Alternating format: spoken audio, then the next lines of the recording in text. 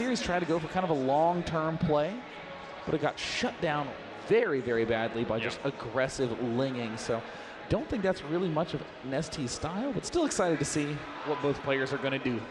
Down in the bottom, currently down 0-1, the best Zerg player in the world, IEM's NesTea.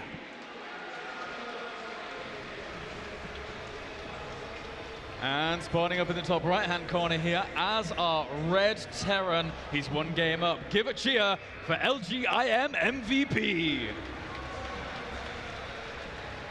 I'm sorry, I just tried to outdo you. That's bad, right? It's okay. Certainly no problem. I can handle anything. MVP is going to do one of the classic maneuvers of Terrans nowadays, to hide something normal. Yeah. It's one thing to hide something spooky, like maybe I'm going Proxy Reaper, Proxy Marauder, something like that. You mean like Scooby-Doo? Yeah. It's behind the mask all along. Actually, no, they weren't scary, because it's a janitor or the guy who runs the water slide. But, You know, I will say that my brother and I grew up watching Scooby-Doo, and I think that that is one of the most disappointing things to watch in childhood, because you're really excited. Who could it be? And in the end, it's always, oh, it's him. Oh, that sucks. And then we'd watch Pirates of Darkwater, which was a truly well-done animation program. True. It sort of spoiled the magic a little bit. Yeah, there's ghosts and ghouls and monsters, but no. As for now, hey, MVP can be a bit of a ghoul himself when it comes against NesTea here, as NesTea able to spot the barracks up to the top right-hand corner. Really nice, very, very methodical scouting from NesTea to be able to spot exactly what's going on. And as such, he's probably going to know that it's that just kind of one barracks expand at this point. Yeah. I mean, again, it's so common to hide something crazy or something nuts to try to make sure your opponent doesn't see it, but one of the best tricks is to just hide something normal. NesTea is just going to go a barracks expand, the most typical opening that you can do as Terran. Yeah. However, by hiding the barracks, there's an off chance that maybe NesTea will spot it and do everything normal as well. Yeah. But every now and again, he panics and builds too many lings. That's very, very true. And any little kind of advantage you can gain early on, any way in which you can force the Zerg to make just an extra pair of lings more than they were wanting to from there on. Drones matter. Drone production matters so much more in that early game because of the ratio to because of the ratio of which you actually have drones in comparison to the mid and late. So. No, I mean, if you just think of how much money did this drone earn me this game? It's one of those starting drones. They're really good. They're like the first employees of the company. They get a lot of share in the stock of NesTea's game number 2. They do indeed. As for now, we will have Factory on the way here for MVP. So he is just going to be flying forwards with that tech, and he already has that double gas going down here. So maybe we're going to see another mech play again, actually, but that would be really, really strange. Although that being said, if he gets up to 5 bases, for example, and because again, Metropolis is with that map where you just go for that big macro game. There's no reason he couldn't realistically get very, very maxed out very quickly, but there is always just those 1 or 2 avenues to push down, which can't help too much. I mean, I would like to see kind of a longer-term game so we can really see what the significant points of the matchup are on Metropolis. The most significant things are these islands up in the top left that really separate how you end up closing the game, how you end up closing the series. Sure, we'll both get 5 base versus 5 base, and sure, NesTea or MVP will instantly go build an orbital command up at the top side, instantly getting this barracks. Yep, I mean, MVP is probably going to do his standard play, 2 Hellions followed by 2 more, and then just swapping. Or maybe even just swapping right now and going straight into Marine Tag. Oh, this is greedy map central. Realistically, how often do you see on any other map just that quick a third command center in position? Just to be able, I mean, maybe like on Entombed Valley if someone's going to break down the rocks really, really fast or something like that. But, you know, MVP, very, very content with the position he's in. He's already got 1 game over NesTea right now, so he's got that little bit of a buffer anyway to even take a few risks if NesTea wants to get really, really aggressive here. And with that double evolution chamber going down, chances are NesTea might be preparing for the long game here. So maybe no aggression on the way just yet. Yeah, I mean, I do like that MVP instantly goes and checks that corner, because look at this. I mean, almost every player will get a double engineering bay at some point. Yeah. And almost every player who thinks, yeah, I'm going to do this fast, will get it kind of early too. But MVP checks down here. Oh, you're taking a third? All right, I'm totally safe. And he gets it as early as physically possible, and that is what makes him the best Terran player in the world. He doesn't just blindly do this. That would be too risky. He knows exactly what he's up against. And look at this excellent wall up by NesTea. NesTea would have loved to bait that forward, but for now, we see the incredibly high 5 queen count for NesTea, so we can spread the creep as much as possible. We see that at the front, NesTea sees in the main, sees that there's this this reactor going down by MVP. MVP will actually delay his starport by just a smidge to maximize the amount of barracks unit that he has and to focus more on upgrades. Yep, and as you rightly pointed out, this map very, very useful for that kind of bio style. And again, you know, when it does get to that very, very big kind of max out situation where you're taking all your bases on this map, it really is drop play that is able to stretch a Zerg very, very thinly here. If they're feeling comfortable, hey, drop at the main as well as the 5th at any given point in time to really, really test the multitasking of a player like NesTea, who, for all intents and purposes, has actually really, really good multitasking. So we'll see if he can be able to do something like that going on. And you know, I do want to talk about that multitasking a little bit in the context of yesterday's games. NesTea, I mean,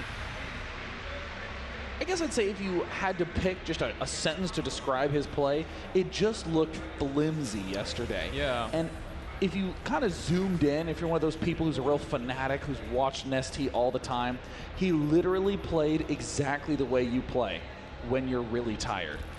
He was doing these brilliant tactical maneuvers and then completely missing 3 medevacs that walked right by a pack of overlords on the minimap.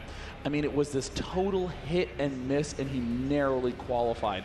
Fortunately today, his play is looking way more smooth. It's very much so maximum NesTea mode, but there's still that issue of jet lag. There's that issue that we saw literally demonstrated by NesTea yesterday. If you're a Zerg and you are tired, you can easily end up struggling in games against less than Codes players. Yeah, and not only, I mean, is there that potential issue of jet lag and things like that, but there's also the issue of going up against the best Terran in the world, which can fluster some people from time to time. Maybe even the great NesTea, as he is, I mean, MVP is just playing very, very relatively passively here. He does have a Viking sharking around to be able to try and pick up Overlords if he finds them, as well as poking at the front with Hellions, but he's just getting siege tanks up. He's more than content to sit back on these 3 bases, and he does get caught for now.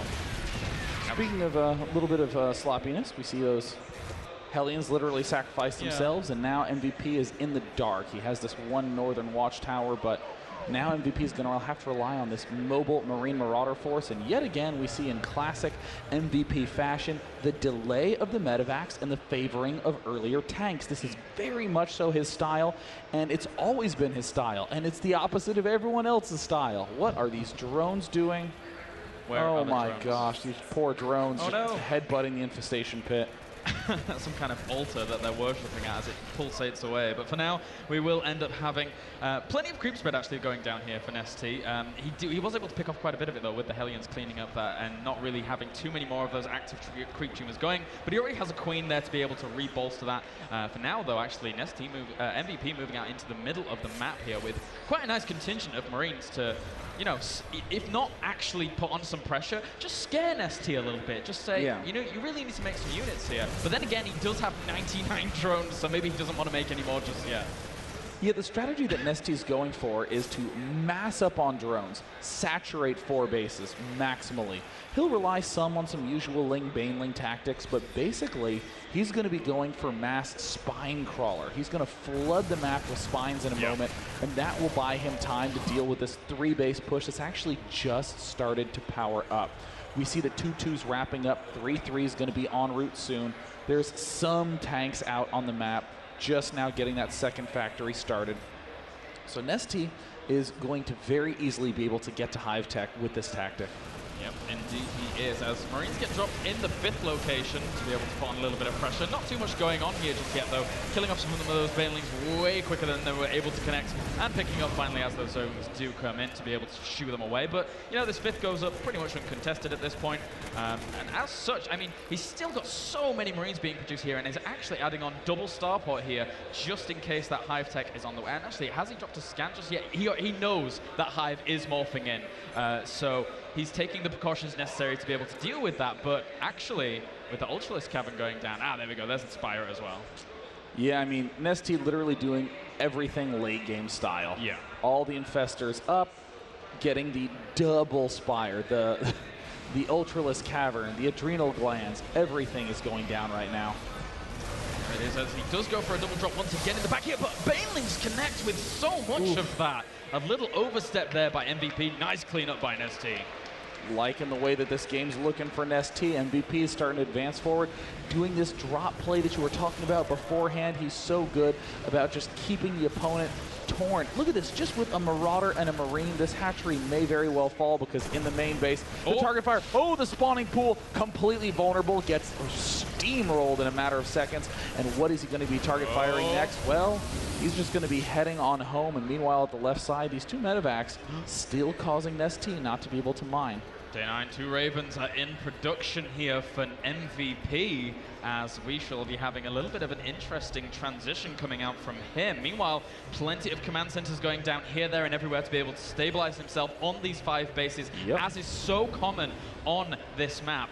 And I mean, granted, it was not in this matchup, but we can all hark back to that GSL finals where MVP went up against Squirtle on Metropolis. Yeah, I mean, I love this late game play. I mean, I wish there was like another word for it, like the post-game end of time play, where MVP is actually completely going past the norm of this matchup, which is, you know what, this matchup generally ends with the Terran player rounding out his tech tree with some Marauders or with some Ghosts maybe. As MVP's dropping around hectically everywhere else, he is transitioning to a mass Raven army. Yeah, with that Hunseeker missile on the way, Corvid reactor as well. More Ravens being produced here. 10, 11 Corruptors being added on, as well as that plus 3/3 for grounded and chitinous plating. So he is pretty much, both players here going for very, very nice compositions, but constant drop pressure everywhere they are. I mean, we even have 2 more medevacs heading in here. This is triple drop play. What is MVP trying to do? Sure, he's trying to do some damage. Sure, he's happy to pick off and rip down as many expansions, and he does even get 1. Might he get 2? It looks like absolutely not is the correct answer, as he just gets instant nabbed with these 2 Banelings ready to pick down anything that unloads. But what MVP's basically doing is he's replacing his supply away from Marines and into Ravens. This takes a really long time to do, but when you have 2 planetaries, another planetary, and let's go ahead and reposition this planetary. I mean, MVP's basically claiming, I want to have an extremely long game, and I'm fine with it. And it's such a wise maneuver to go for replacing this very kind of, I mean, it's low supply, but it's also low efficiency army in the form of Marines, going up against, you know, huge Infestor Broodlord compositions with maybe even Ultralisks worked in there as he does get that going. So NesTea, for now, he's just got a ton of Zerglings. He might want to throw away these Zerglings unless he actually wants to just go for mass Baneling. But again, if MVP just wants to go for mass air after all of this drop pressure, then those Banelings not too useful. Suddenly the main is in a lot of trouble. We see another spine crawlers trying to get morphed in, but MVP is just spotting everything, picking off, accidentally runs into the Spore Crawler. A nice transfuse on the Spore Crawler prevents anything from getting lifted up. And MVP gets thwarted yet again, but I wanted to talk a little bit about that comment you made earlier about the efficiency of Marines versus Ravens. A Raven is a 2 supply unit. Yeah. So let's imagine 4 Ravens hanging out, that's 8 supply. Yeah. If you have a pack of 15 Broodlords clustered together, Yep. would you rather have 8 Marines going up against it, or would you rather have 4 Ravens for 4 Seeker missiles? It's a really obvious answer. Yeah. And because I'm a commentator, I'll just outright say it is the Seeker missile is a lot better. Thank you, Day 9. So what makes the Marines so powerful is that in mid-games and even in early late games, they're efficient. They're able to rip down and deal with a lot of different places at once. But as we see MVP sacrificing these SCVs, he's going to slowly start sacrificing more and more Marines and just max out on this Raven force. All these Vikings coming up. It's going to be a Sky Terran style, and I am so thrilled that we're going to get the chance to see the true power of the Seeker missile. NesTea is going to have to get the most perfect fungals. I mean, even with this army supply tab, we're starting to see MVP's catching up in value. Yeah, and I think it's important to note at this point as well is that NesTea doesn't actually know anything about this air transition that's currently developing Oh, here. yeah. He doesn't know anything about the starports, and he hasn't seen the Ravens and Vikings amassing. So this could quite easily take NesTea by surprise, but he's adding on a lot of corruptors. So this is really just game sense triggering here from NesTea. He knows his teammate. He knows what he can do. There goes another hat trick once again. And as such, he's going to be adding on the anti-air to be able to deal with someone who he's played with for literally almost 2 years now. Yeah, I mean, MVP is actually getting surprisingly low on the Marine count. This really shows his comfort with the Sky Terran style. NesTea does lose a single Infestor, a little bit of a flub there. Might even lose another one as NesTea is just having such a problem with these pain-in-the-ass drops. He is, and look what we have going on in the main of MVP, a lovely little fusion Oh my core. God. Does everyone in the crowd know the dance? All right, hold it. Soon enough. And I'll even go ahead and just throw a note to the producer, who's no doubt listening to me. When the entire crowd does the fusion core dance, make sure you get a shot of the crowd. Oh, it's gonna be so kick-ass. It shall be, man. It shall be. As look at how many Vikings he has out here. 22 Vikings right now. He's actually adding on a lot more Marines to constantly. It's nice actually adding on the Marines whilst going for this transition, because he's constantly providing himself that little buffer, not only to continue to do the harassment, but just in case his opponent pushes in, he has something to really still do some damage. Oh, NesTea's moving in for the kill. He doesn't know. Oh, this is gonna go so terribly for the Zerg player. Oh, that is so clustered up. Where are the Ravens? How is he going to answer? There's the scan. He sees what he's up against. Plenty of corruptors up at the front lines. A decent spread right now. But look at the huge arc. Where are the Seeker missiles? Oh God, he's clustered up and he manages to nab it. Oh, there they go! Oh my God! Oh my goodness! GG! MVP with a 2-0 against IEM NesTea with one of the most ridiculous Hunter-Seeker missile clusters I have ever seen in my entire life. Day 9, what on earth was that? Well, what? Well, I mean, there's MVP giving an apology to NesTea. I'm sorry, it was Metropolis. What other option did I have? I'm actually going to try to hop back into that game just to get to that late game situation so we can see that. You want to see that again? That OMG worthy. That never before day 9, apart from in something crazy like fastest map possible where you have 200 Ravens anyway. Yeah. Have I seen something quite as devastating in damage as that? That was better than a nuke. Yeah, I mean, the Seeker missile is one of the most powerful abilities to deal with late game Zerg ever. I mean, a composition that even, I guess I'd almost call it a mystical composition. The Mass Queen Corruptor Broodlord Infestor force that seems indestructible and nothing but transfuses going on. Even that gets decimated by the Hunter-Seeker missile force. It's not having Hunter-Seeker missiles that's hard, it's getting them that's the hard part. That and was you just play on Metropolis and then you have a lot of get them. I'm kind of speechless. Well, I mean, what we're going to do is we're going to speed the game up. Amazingly, it was only the 25-minute mark that game reached. But, I mean, NesTea just did a brilliant, basic tactical idea. I will just build up my big mid-game army, medevacs, tanks, Marines.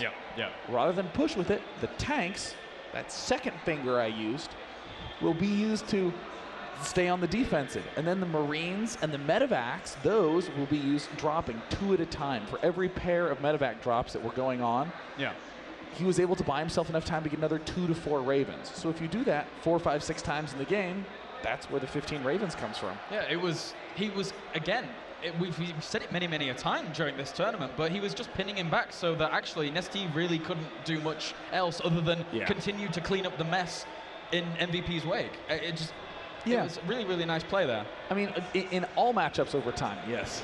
This is this is what happens when we have a glass wall behind us in commentary. Because this is some sort of plexiglass. It's not real glass. That would be extremely dangerous. It falls back and kills all the crowd. Accidentally sorry, killed guys. them with there's a lot of broken glass at the tournament. What were we talking about? Oh yeah, in pretty much every matchup, the beastly powerful is being replaced by the more mobile, fast, attackable. I mean, think about Protoss versus Zerg. It used to be Colossus Void Ray, and then it was Colossus Blinkstalker, and now it's a little bit more just Blinkstalker, Immortal. Well, it's that with worked-in Warp Prism harassment on every angle possible with charge lots, trying to rip apart an opponent's tech from the inside out. So I want to actually hop back into the game so we can take a look at that last Seeker missile explosion. This is awesome. Let me just can we get it in slow-mo? Let me just drop this down. So if we look right now, NesTea has lost a little bit more than MVP. This is a sign of all the drops that have gone on. Here it comes. We have this huge arc of Vikings. Just look at the spread on those Vikings. 3 fungals will hit most of those, but it's this Raven count that you'll notice at 16. So let's go back to units lost tab. Oh my gosh. So the ideal would be to land on these Broodlords, but pretty much anywhere where the cluster is largest. Here's where you can't do missiles that. start heading. Of course I can. I'm the one driving. No. All right. Now just direct your eyes up here at 15,000. Oh my God. Then it just went up by about 10K. And you'll notice that most of these Ravens actually have quite a bit of energy left over. They'll hang out a little bit longer and be able to Seeker missile again. Hey, do you remember what we were saying about Broodlords being really expensive for the supply? Yeah. There you go. Oh dear. Can't wait for my opponent to build Broodlords so I can kill them off and get a really good unit loss tab.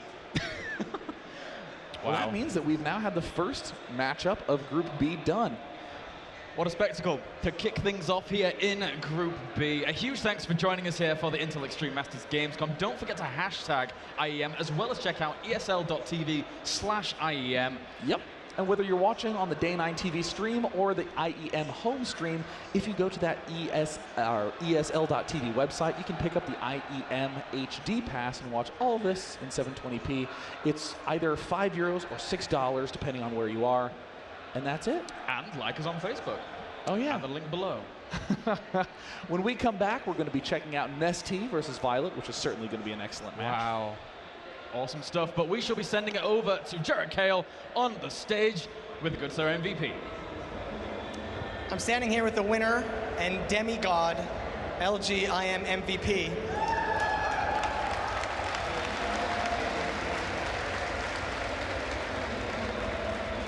And in a tragic twist of fate, we do not have a translator. And as much as I want to ask him about his flawless mech play and him showing us that Ravens might actually be good, I can't do that. However, there's this very special fan here that might be described as a fanboy that has a gift that he wanted to give to MVP, so I thought that that might make an acceptable substitution. So, fanboy. Fanboy. Can I have the microphone? Okay, so since I'm the biggest fanboy of MVP and this is the greatest pro gamer in the world, I bring him some Polish candies. So, yeah, this is my gift for him. It's a gift.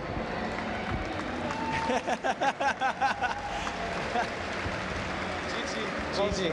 Very well played. Thank you very much. Thank you. Okay, we're going to go to commercial, and we'll see you really soon. Bye-bye.